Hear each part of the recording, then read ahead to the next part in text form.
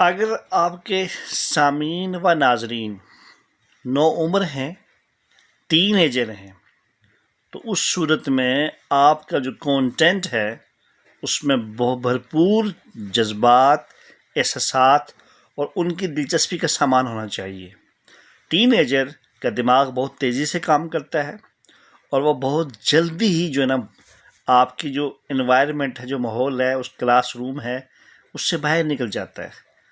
وہ آپ کے پاس فزیکلی ہوگا لیکن منٹلی وہ کہیں اور ہوگا، ذہنی طور پر وہ کہیں اور ہوگا اور جسمانی طور پر وہ آپ کے ساتھ ہوگا۔ تو اس لیے سب سے مشکل آڈینس جو ہے نا وہ ٹین ایجر کی ہوتی ہے، اور ٹین ایجر کی ایجوکیشن بھی جو ہے مشکل ہوتی ہے، اور ان کی توجہ دلچسپی حاصل کرنی کافی ایک مہم جوہی کا کام ہوتا ہے۔ پہلے آپ ان کی موٹیویشن کریں، ان کو اپنے ساتھ کنیکٹ کریں اور ان کو ایک پرپز بتائیں، اور آپ ٹارگٹ بتائیں، گول بتائیں کہ آپ ان کو کیوں یہ چیز بتا رہے ہیں، کیوں سمجھا رہے ہیں۔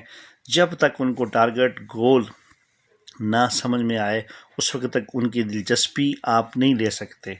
تو دلچسپی ان کی لینی بہت ضروری ہے، اس کے بغیر یہ کسی قسم کی ایجوکیشن ٹریننگ اور موٹیویشن کسی کام کی نہیں رہے گی، غیر مؤثر ہو جائے گی۔